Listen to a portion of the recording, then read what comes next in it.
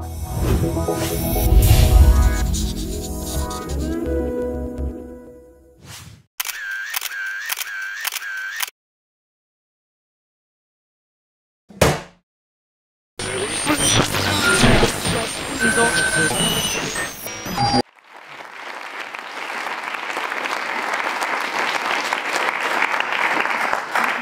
evening. Does everybody hear me now? Is this sound okay? Thank you. Well, given that Jaap just mentioned the book called Future of Money, I propose to start with that. This was a book that I published in 1999. And the hope for that book was to avoid that we are where we are now. I obviously miserably failed. The book had the core thesis was the following, that before 2020, we're going to be forced to change fundamentally our monetary system for the first time in centuries on a fundamental level. And in some respects, for millennia. And the reason for that was that there are 4 megatrends which would force us to do that because they have no solution within the current monetary pipeline. The first one of these was the age wave, which is a totally predictable thing. Okay? Everybody involved was alive. And it would actually make it possible provide the elderly with the money matching the longevity. When the whole idea of pensions was invented by Bismarck in the 18th century, the life expectancy in Germany was 48. So having a pension at 65 was a pretty safe thing to do. Of course, everything has changed. And now, there's a study actually done by the Bank of International Settlements in 2010 that shows that Europe will go only on the basis of that part to 300% to 500% of GNP in terms of external debt, government indebtedness. Obviously, this will not happen. Okay? But it was predicted. The second one is the information revolution, which you all heard very nice things about. But they forgot to mention it's also the end of the industrial age. And the industrial age is when jobs were invented. The word job in English did not exist until the Industrial Revolution. Work is a word that exists. Jobs, no. Jobs is something you do to get money. Okay? Work is something you do because you like it. Okay? So, jobs will disappear with the industrial age. And the opening of China just accelerated that process. But it did not create it. The third one was climate change and biodiversity extinction, which at the time was told was a problem that didn't exist, at least for the Americans. We know a little better now. We have a systemic conflict between corporate thinking and survival of society. Corporations are not, I insist, not competing for markets and resources, as every one of your textbooks say. They are competing for money, using markets and resources, which is not the same thing. Okay? The proof is that they will drop a market and a particular resource as soon as there is enough money to make it. And they'll move to something that grows money. Now, money, or conventional money, any currency with a positive interest rate, by definition, the future doesn't count. If you be a rational investor, things for 100 years from now don't matter. So we have a systemic conflict between the money system and what society needs, which is long-term thinking. And finally, monetary instability. I was told that only exists in developing countries. This is not something that is actually going to happen to us. Well, we know better by now. So, these 4 megatrends, number 1, For the last 20 years, I have defied any audience, and that includes you today, to give me a solution within the current monetary paradigm to any one of those four. Of course, we could resolve that, kill the people that are over 65. That's one way of doing it. But I mean, resource that's a solution that would actually something that people would accept. I have not had an answer for 20 years. If anybody has a reaction, we don't have to wait to the end, you can tell me. About any one of the four. On the other hand, what I claim, there are solutions. If you leave the monetary paradigm, and I'll tell you what that is in a few minutes, for all these problems, plus a bunch of others. But it requires us to get out of the box. And we have been trained to think within the box. How many of you have gotten a course in economics? Good Lord. There's a hell of a lot of stuff to get rid of. Okay? You're hereby warned. Sorry, guys. All right. We are trying to meet the challenges of the 21st century with a toolbox. The box itself is 5,000 years old. Was Sumer. And we're using modern tools which date from the beginning of the Industrial Revolution. Actually, we made the Industrial Revolution possible in England. So that's the toolbox we're using. Now, anybody who believes that we're going to be meeting the challenges of the information age with the toolbox of the industrial age, let me give you the parallel. What would it be in the industrial age? We're at the beginning of the industrial age. You say everything will change with the industrial age, except horses. Right? Because we believe that the money system cannot change. It cannot change. We've been trained to believe that it is the only way of organizing our society. And this is not innocent, by the way. There were some brilliant guys working 300 years ago on making that work. They institutionalized their interest in a brilliant way. They used semantics. The word semantics did not exist 300 years ago. They used semantics at a level of sophistication which is rare today, to make us stuck in that mode.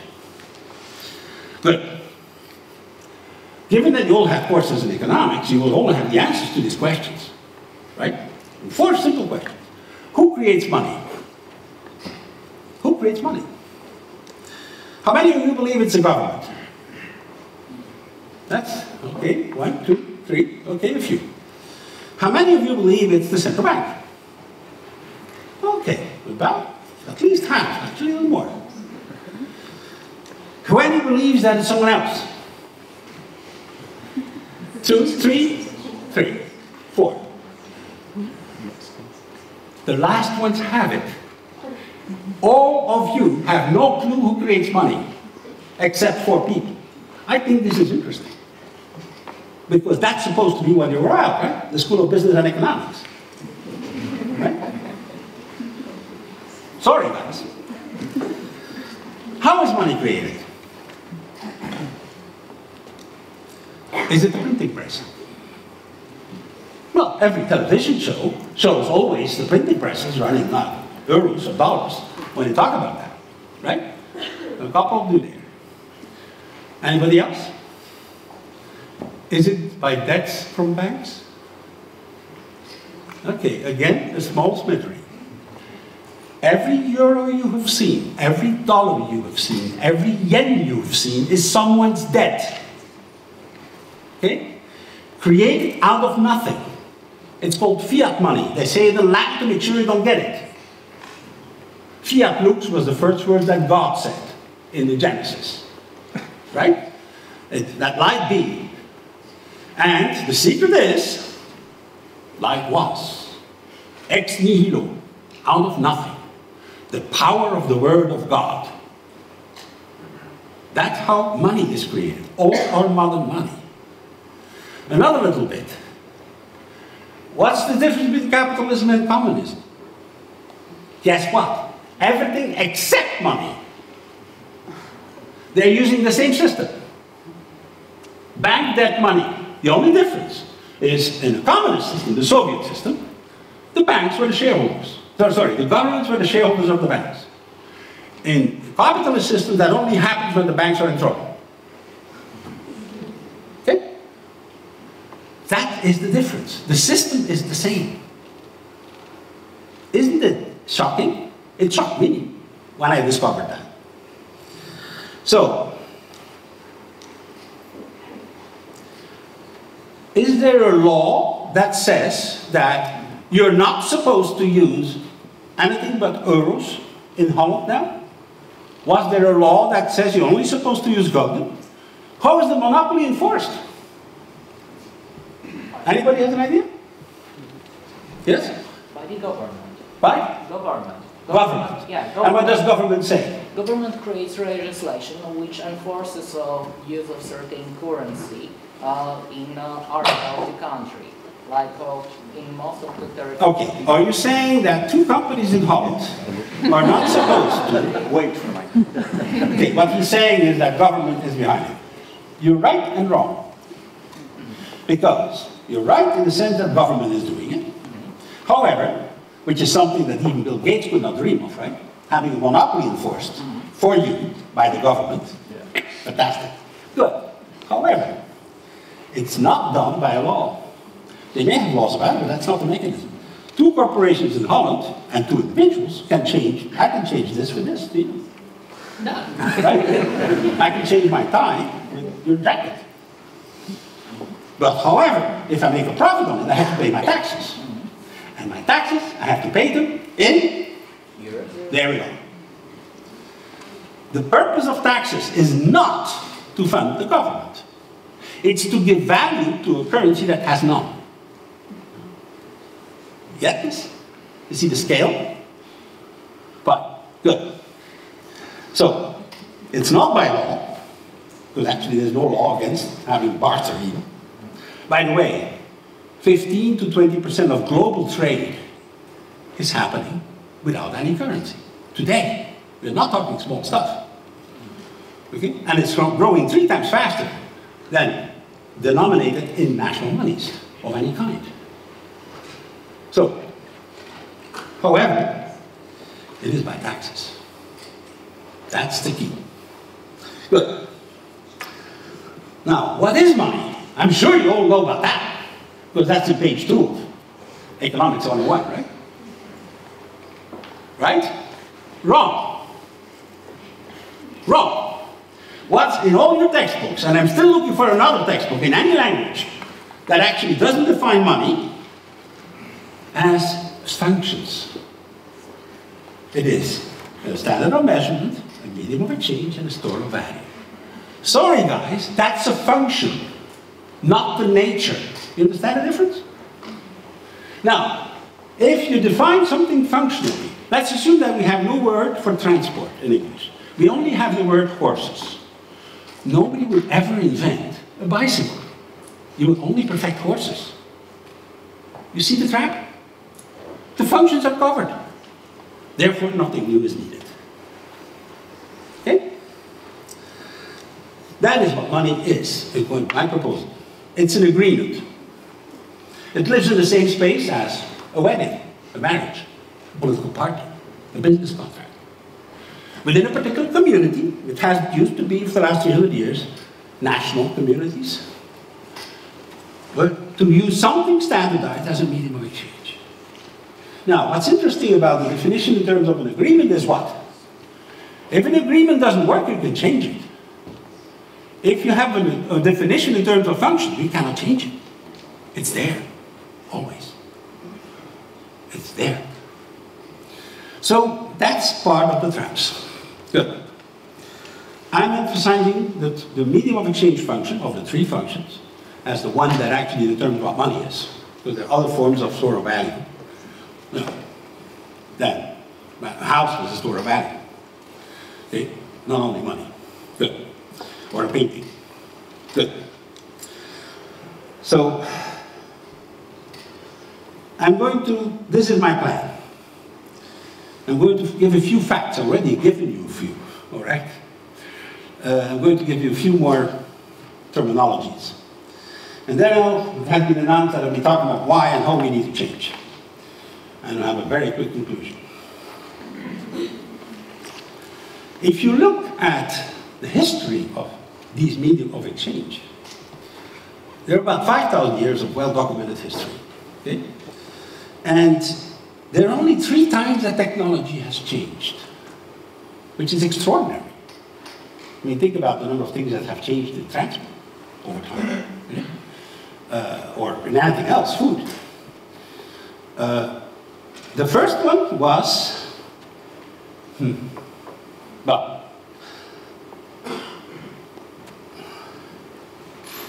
in the commodity period, which includes things like gold coins and silver coins, commodity intrinsic stuff, the sovereigns were in charge.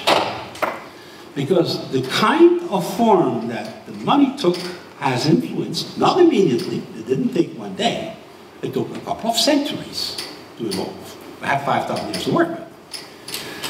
And sovereigns were in charge in commodity money, because they actually controlled the area where the commodity was available or was extracted or whatever.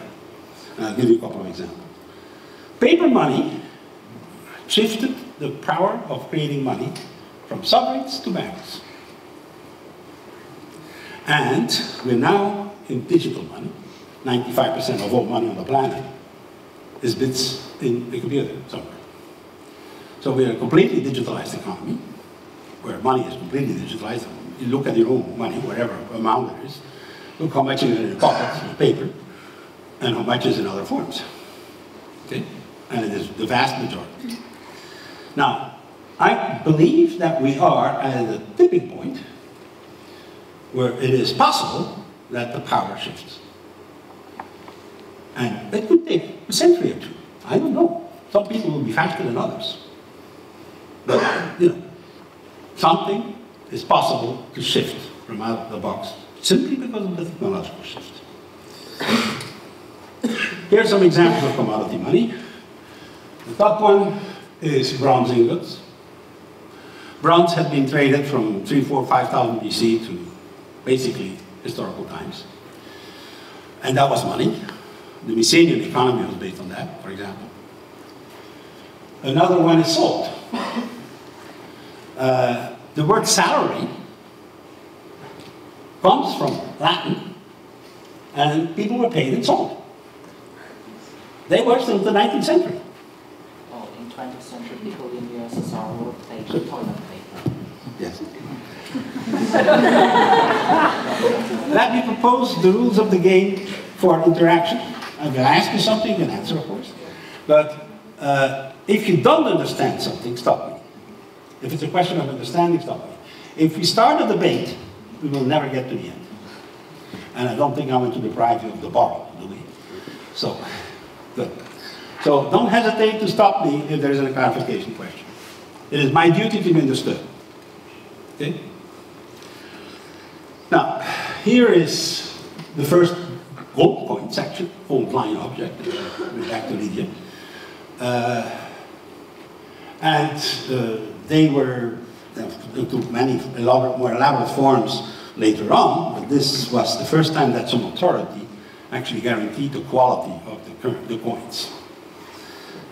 The next thing is the invention of writing. There are 4 things that happened at the same time. That's where the box were created, that we're still stuck in, the Sumerian one. The idea that we need a single currency. We could only have one currency, of course. In Holland, or in whatever, you need to have. In an economy, you need a single currency. The entire field of economics, from Adam Smith to this day, is making that hidden assumption. By the way, which isn't even true anymore. There are lots of other media of exchange that are being used that are not conventional money, but it's not taken into account in economics. Things like miles. Miles is an agreement within the community to use something else than national money as a medium of exchange, isn't it? Okay? How many of you have used already a mile? Okay? Did you know we were using a complementary currency? What's a mile? What? What's Miles. Miles or Smiles or the KLM or that's 40 years old. It's called a loyalty currency. Okay? It convinces you to use the same airline again. So lots of people are using this. This is not small. There are 15,000 billion miles in circulation. This is not marginal stuff, right? And in economics, it doesn't exist. Right? Now, where does the idea of a single currency come from? It comes from Sumer. It was created at the same time as patriarchy, okay? And at the same time as writing. And at the same time as interest. These four things appeared at the same time, in the same civilization. And we're still living with it. We still consider these things totally obvious. As if it's no other way of doing it. The next shift, as I said, was paper money. Actually, it was initially invented in China, under the Ming Dynasty, but here are the European forms. That's the Swedish one. And this is the pound one, English one. And we'll see why they're relevant. Because they were supposed to be paper that actually said that on that place there was some precious metal. That's what I was saying. Then something happened. A war. A war between Sweden and Denmark. In 1658. The king needed money, i.e. gold. Lots of it. And there were a bunch of people who said, that's great, we're going to give you that. But here you sign a piece of paper for us. Now we have the monopoly to create money. On the paper money. The first one to sign that was that guy. The second one was England, also in the war in 1697. That cost 1.6 million pounds sterling. And they got the monopoly of creating money until today. Until today. Nice, right? Talk about an investment. Okay. The Bank of England became the model for every other country. And why did that happen? Well, first of all, the positive part of that process was the Industrial Age. I claim the Industrial Age would not have happened if you had still been using gold coins. There would never have been the financing available to send guys to conquer India or to do stuff in America or all that stuff. Or invest in mines and all that stuff. The whole Industrial Age was financed with funny money, paper money, issued by banks.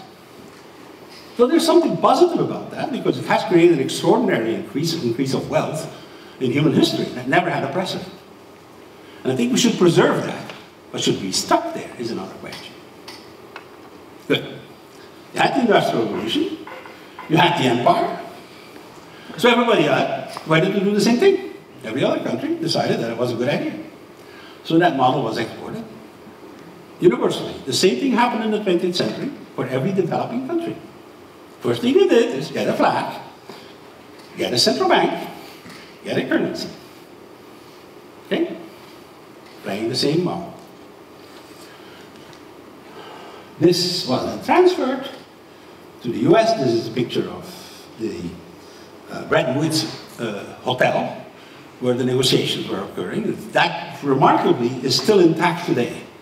It looks exactly like, I've been there 3 years ago, and it's, you could take a picture today and it's still the same thing. Good. Well, then something happened in 71, where the fig leaf was removed. Because on these pieces of paper, they said the real money is somewhere there. And then in 1971, America said, by the way, we moved the big fig leaf and there is nothing below it. Shocking. Now, a dollar is backed by a dollar. You can replace your bill if you went to, or a new bill. That's the extent of replacement that you have. But that's true for all the currencies in the world. So now we have a pure fiat currency. Nothing behind it except creativity. The power of the word of a banker. how is the system really working? What is the role of government? You talked about government. What is the role of government and what is the role of the financial system, the banking system? Well, this is the best analysis I've seen so far, which is done by an American called Niall Ferguson. And basically there are 4 corners. And that is how the system has been institutionalized to remain there, so that everybody considers it absolutely obvious. On the government side, we do have tax bureaucracy, as opposed to tax farmers. In the 17th century, the king would give the right to someone to raise taxes. He would keep a big piece of it, about 50% typically, and give the rest back to the king. That was a very inefficient way of raising taxes, and very often unfair. And the second thing was parliament. Democracy is created. Why? Because it's good? Guess what? By having a parliament, the government can tax more. That is why parliaments were always initially only with the people that were taxed. Only the landowners started being in the parliaments.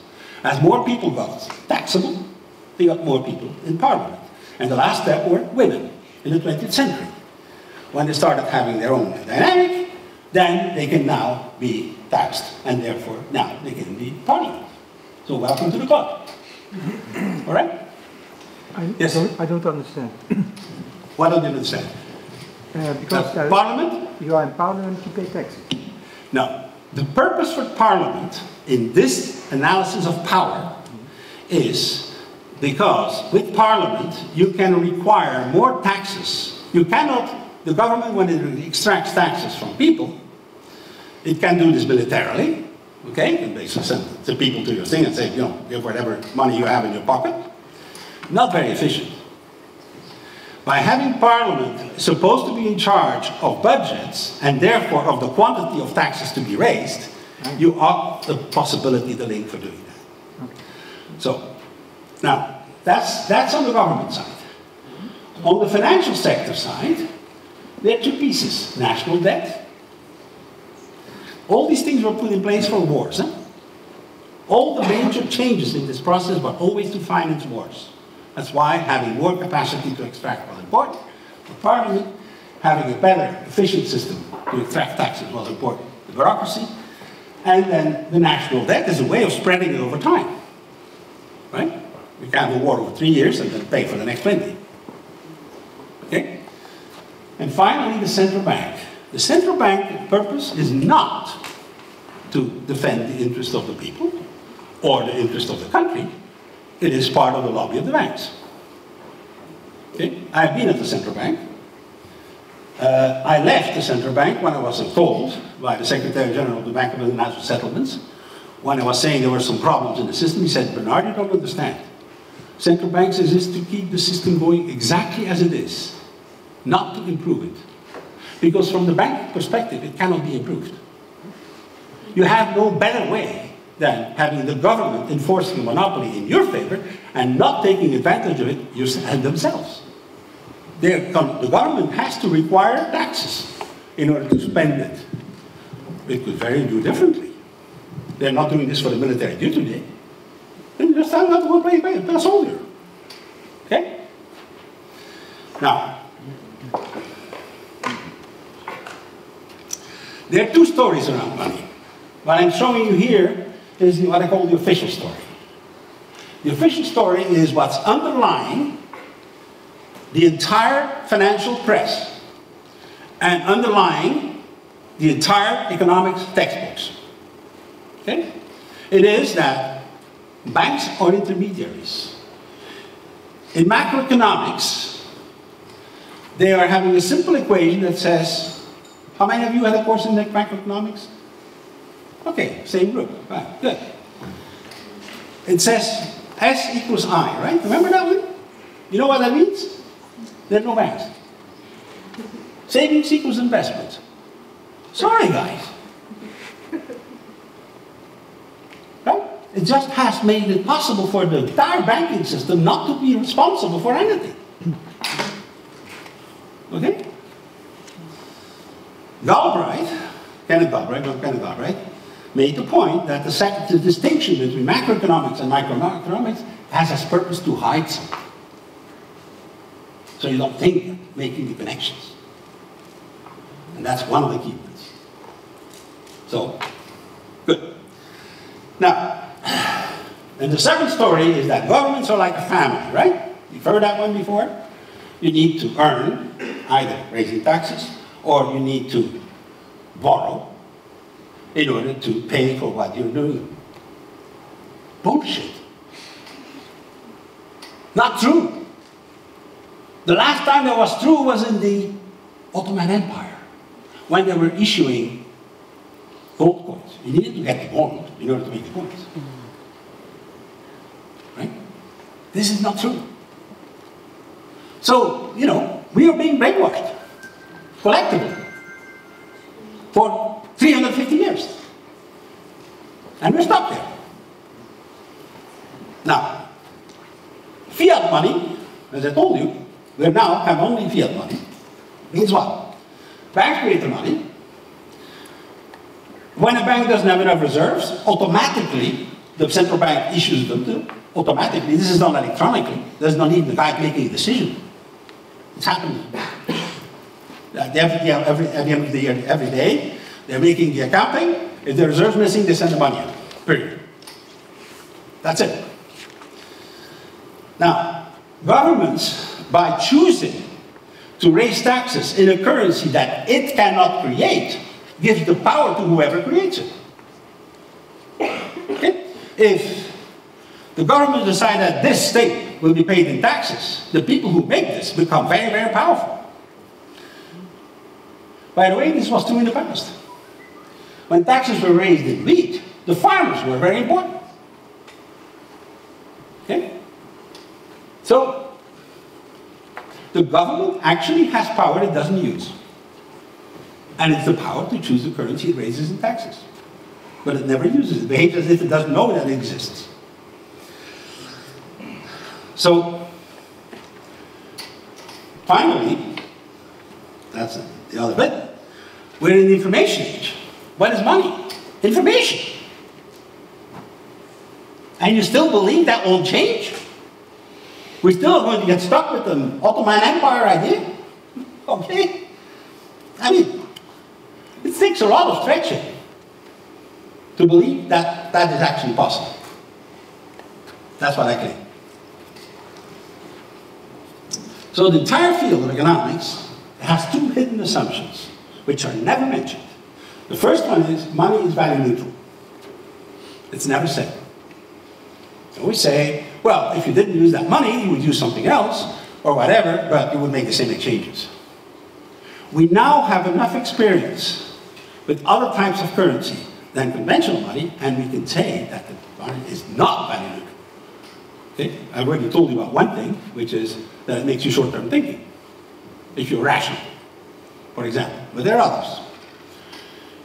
Money is not value neutral. Definitely. It's a competitive construct. Good proof of that is very simple. Take €1 million, put it in a normal Dutch family on the table, come back 2 weeks later, everybody's fighting. That's about as neutral as a machine gun that's loaded. Right? And finally, money system is a given. You know, just like you're living on a place where there's one sun and one moon. It's a given. Certainly not the decision making. If you have a course in monetary economics, it's about how managing that system. God forbid about thinking that there would be any other possibility. So, both these things are true or not true.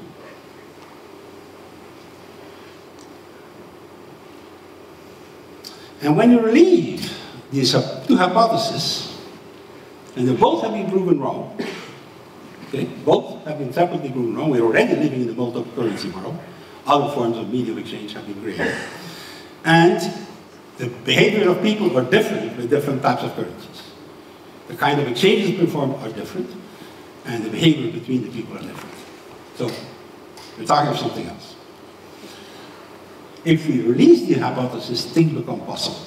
So why do I think that we need to change? First of all,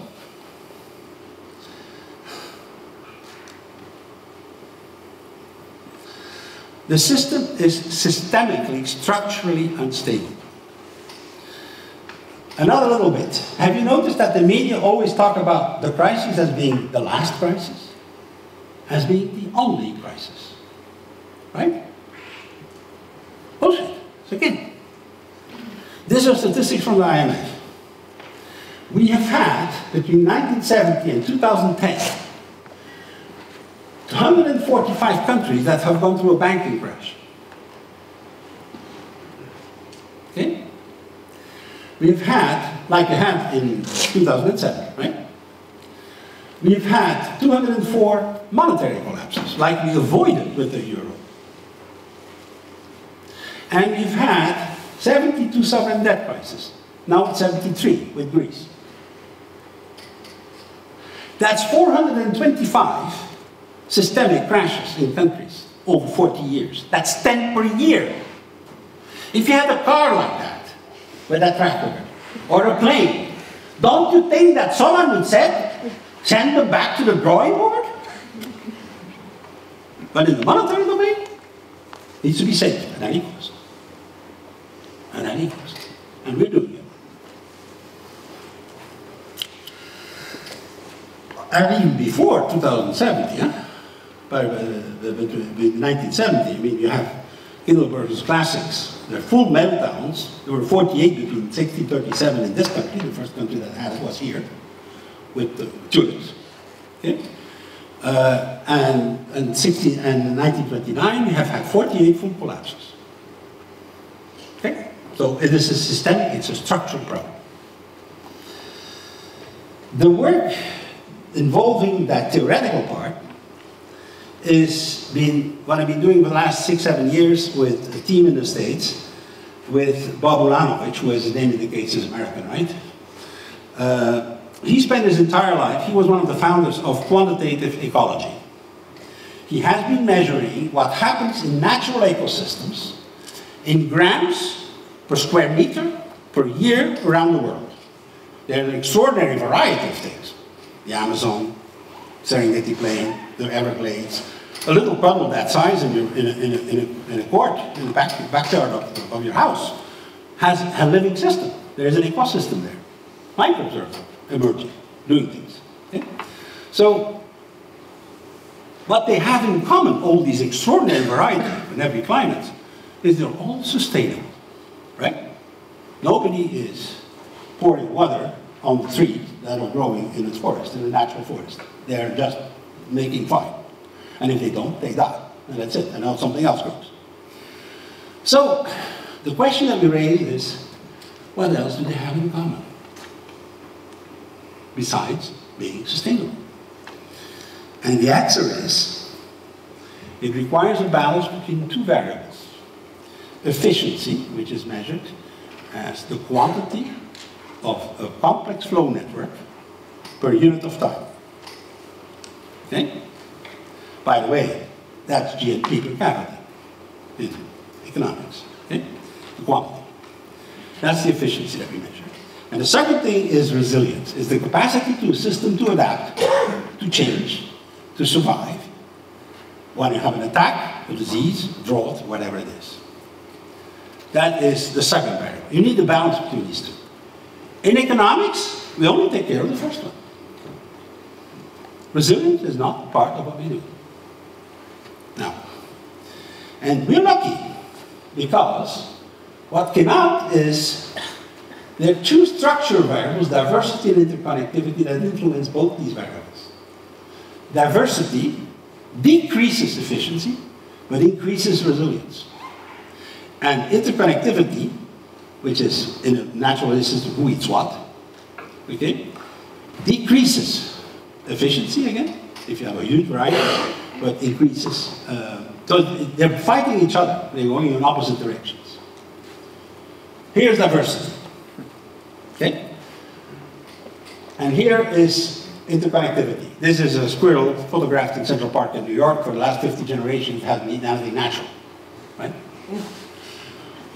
Now, this is diversity, low diversity. This is more efficient. This is more efficient, I insist. However, don't drop a cigarette. Don't drop a piece of glass. Because, it's all done. Ray of sun, boom, it's all done. No resilience. That's the consequence. No real diversity. And the usual argument that why we need a single currency is because it's more efficient. It's true, because it's also more efficient. But it's not resilient. Now, this is low interconnectivity, very cute animal, eats only one type of bamboo, it's in trouble. No resilience. In natural ecosystems, resilience is 3 times more important than efficiency. In economic systems, resilience is not taken into account. And when it does, poof, you have a crash. Now, you say, I'm making a jump, aren't I? I'm making a jump from ecosystems to an economy. Why do I do that? And here's the key. Both these variables, which are the only 2 variables that were important for creating that balance, are structural. They depend only on the structure of the network, not of what flows in it. So it is applicable to complex flow networks where the same structure behave the same way, independently of what you circulate in it. That's what's extraordinary. Now, we know that it works for biomass in an ecosystem.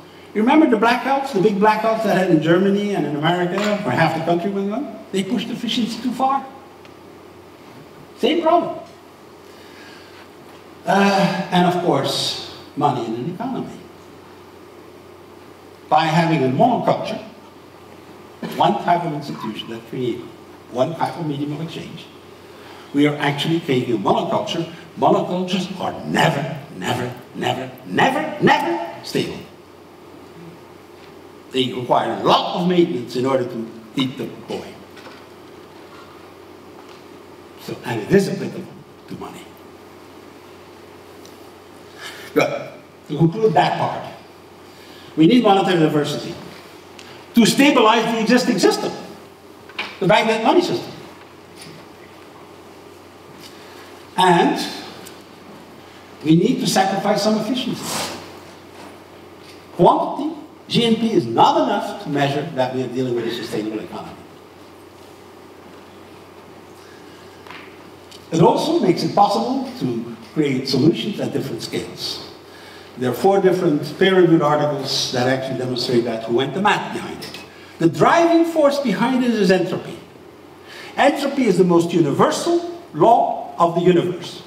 It is the source of gravity. Okay? It affects everything. If you argue that this is different from a living system, I agree with you, but gravity applies to both of them, don't they? Right? There's nothing on this planet that is not affected by gravity. This is true also on entropy. And the entire field of economics has ignored entropy. There are 2 guys who tried to bring it in, Saldi and Georgescu Röttgen, an impossible name. He has no disciples. The field has been abandoned. Good. How? Here I'm using a metaphor. Let me emphasize that what I've been using on the natural ecosystem is not a metaphor. It is the same laws applying to complex flow networks. You understand the difference here. Okay? It's much more fundamental. This is a metaphor. Let's assume that the normal economy is the ocean, and there are big fish in there, all kinds of things, and lots of movement, and all big stuff. However, there are things that are not met there. There are unmet needs, lots of them, about a third of humanity doesn't have enough money to survive. That's pretty unmet needs, and you have a lot of other unmet needs that you can think of for yourself. And they're also unused resources. This building is empty probably 70% of the time. It's an unused resource. Okay? So, a complementary currency is a link between these two. Let me give you an example with frequent flyers. What the frequent flyer has purpose is unmet needs, customer loyalty. This is the unmet need of the airliner. They're the ones who do this, issue the currency. That's their interests that are mattering here, okay? Not yours. They want you to go back to the same airline. That's why they do this. So they create customer loyalty, and what do? They link it with an empty seat. And they make sure that seat is empty. That's why you don't try to use it around Easter or Christmas. Huh? Won't work. They have blockout periods, because the airlines are full in these blockouts. So it requires some management. But it works. It has worked for 40 years. In the monetary domain, for social purposes, all I'm talking about is starting to use the same technology for something that matters. Because except for the airline, it doesn't really matter whether I fly with KLM or for Air France to go from here A to B. Nobody cares. The economy doesn't care. Nobody really matters in society. But we can use the same technology of changing behavior, because what airline stuff has shown is two things. Number one, it's possible to have very large-scale systems very cheaply. If you needed an army of clerks to keep track of your airline miles, you wouldn't have happened, right? So it's part of the information age. And the second thing it does, it's possible to change behavior of people on the long term and a large scale. If it wasn't, they wouldn't do it either. All I'm saying now, let's do this for purposeful things, use things that are useful for society. Okay. 3 types of examples: governments, businesses, and citizens. This is in Curitiba, Brazil, the capital state of the state of Paraná. You're from Curitiba? Oh, okay, all right. That is what it looked like before. This is the ex-garbage dump of the town. That thing. Okay? They don't need the garbage dump anymore. What did they do? By the way, the garbage was all over the place. In the favelas, in the housing players. And this is the currency. It's a bus token. For any bag of sorted garbage, you get a bus token. The complementary currency is the bus token. And sorted garbage, when it's not sorted, it's a cost item, but when it's sorted, it's an income. You sell it. The glass, the aluminum, all that stuff separately, you make money from this. And they have been financing the most advanced bus system in the planet. This is what it looks like. So you see the long tube here. That's the bus. You have not one door, 20 doors. So everybody, you will get into the system. You pay to get into the tube, and then the doors open, and you go in and out, the whole groups. So it's very efficient to get people in and out. You also get food from local producers for garbage. And this is a development that is quite extraordinary. When the fishes don't bite in the bay, they fish garbage. Okay, to bring back the stuff. So, I myself have been involved in the project and the next one, which is called the Torus in the city of Ghent, in Flanders, which is not far from here. I was given the worst neighborhood of all of Flanders. Okay? It's economically the poorest neighborhood. 50% are new immigrants. There are 20 languages. Turkish is dominant. We started off with a survey. What is your dream? And the answer was a little garden. That is something, an ex-factory that was destroyed, that went bankrupt 10 years ago, and they destroyed the building. What's left is the soil, which is actually a block of cement. That is what it looks like today. However, a plot of 4 square meters you can only get with Torus, a currency that the city issues. Suddenly, everybody asks, where do we get the Torus? Well, here happens to be a long list of things that the city has been trying to convince you to do for the last 20 years and you haven't done. Like don't drop the garbage in the street, put a little labor on not having junk mail in your box. When you put a box of flowers on the street side, you'll get 10 Torus. And you can rent these 4 square meters for 150 Torus per year. They have more volunteers than they know what to do with. They have to create new programs to basically earn Torus. The system has now gone electronic with a college next door. That 3,000 students are getting involved in the process as well. They had more volunteers than they knew what to do with. And with the same euro budget, they had 20 times more results. This is the opening of the inauguration of the city of Yamato in Japan. The love is local value exchange. An example of a business-to-business system. How many of you have heard of the RIA? 2. The RIA exists since 1934. It exists 80 years. It is the secret for the stability of the Swiss economy. Do you think that's relevant?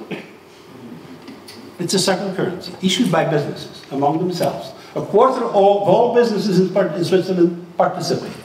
And it is systematically countercyclical. When there is a recession, the volume of beer increases. When there is a boom, it reduces. It stabilizes the economy. More effectively than the central banks can. God forbid we would hear about that. Right? I think I need to skip this one. This is a currency that is making it profitable to think long term. I can't get into too much detail. Do you know what? Everybody knows what discounted cash flow is? Anybody does not know? Okay, you all know that. Well, then you know, sorry. If in the world you have 2 trees, you have pines and oaks, and I'm using inflation-adjusted currency, right? If you had the value of $100 there and $1,000 there, and it takes 10 years, 10 times 4, it would be equivalent, right? It would be indifferent. As soon as you introduce a currency with an interest rate of 5%, this is what happens. The discount to today, the $100 is worth $61, and the oak is worth $7. Nobody is interested in the oaks. Nobody plants oaks. If you have a negative interest rate currency called demurrage, the oak is worth $168,000. These societies have existed, including in the Central Middle Ages in Europe, negative interest rate currencies. They make you think long term. The Egyptians have done it. They've done it for thousands of years. Result, they build stuff to last forever. What will be remaining from our society, besides our nuclear garbage, 1,000 years from now? All the rest is going to not exist 20, 50, 100 years from now. We can actually program corporations to think long term. It's involving a commodity basket, and the cost of storage of the commodities would be part of the mechanism, and we'd have a negative interest rate of 3.5% a year. This is a currency that makes it profitable to think long term. I believe we need something like that. It's also a currency that will resist any shock, the dollar collapse, the euro collapse, or anything else. Okay. Other examples.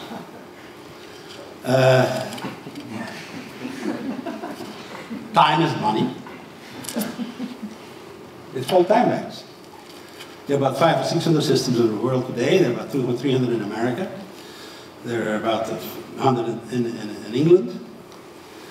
This is the website for the American version. The Fuyakipo in Japan, the aging of society.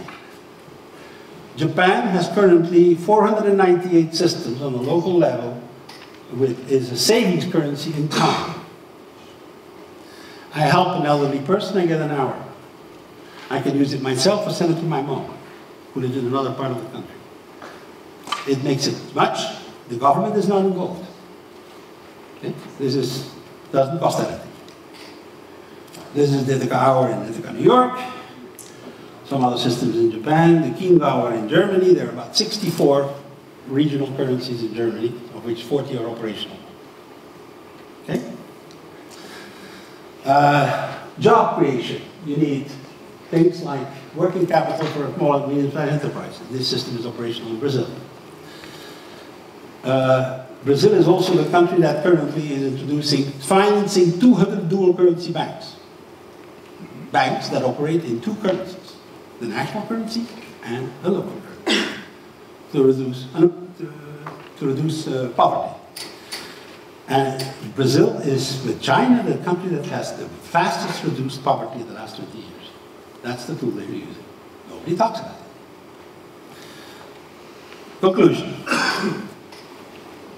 If you put in one box all patriarchal societies in history, and I remind you, patriarchy was invented in Sumer in 3200 BC, 5,000 years ago. They will have a monopoly of a centralizing currency with interest. All of them. And the reason for that, it is a way of concentrating resources to the top. It's an extraction device to the top.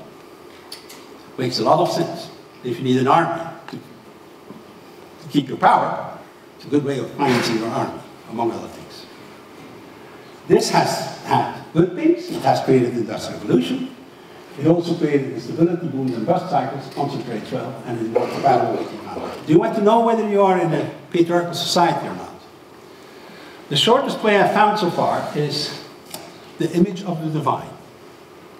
If the world, the universe has been created by a guy with a beard, without a girlfriend, you're probably in a patriarchal society. Okay, that's trying to disguise itself a little bit. Okay? Now, the nice roles, when the nice role is played by a lady, like has been the case in Egypt with Isis, she's the savior, female savior. Osiris is the poor guy who gets in trouble, and she saves him repeatedly, right? Or, in the Central Middle Ages, the 10th to the 13th century, the Black Madonnas. 80% of the cathedrals were built for Madonnas. Okay? And they're still there. What happens in these societies? Dual currency systems. Identical to this one, to trade with people you don't know, long distance. And a second one, a different type of currency, bottom up for local exchanges. A dual currency system. So that creates an environment which has economic stability for centuries, not for years, like we do. And it has the highest level of living for ordinary people. The bottom quarter of society in Western Europe was the 12th century. Not today. Not today. And we have evidence through the bones, which I'm going to tell you if you're interested. So, I have perpetrated a few books. Sorry. This one is available in 8 languages now, including in Dutch. This is the last report of the Club of Rome about dealing with the money system. This is in the States. This is in England. This is the examples of bottom-up systems. This is something which just came out 2 weeks ago in Belgium.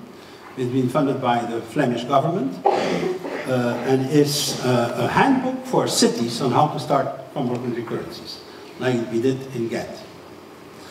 So, thank you very much for your attention.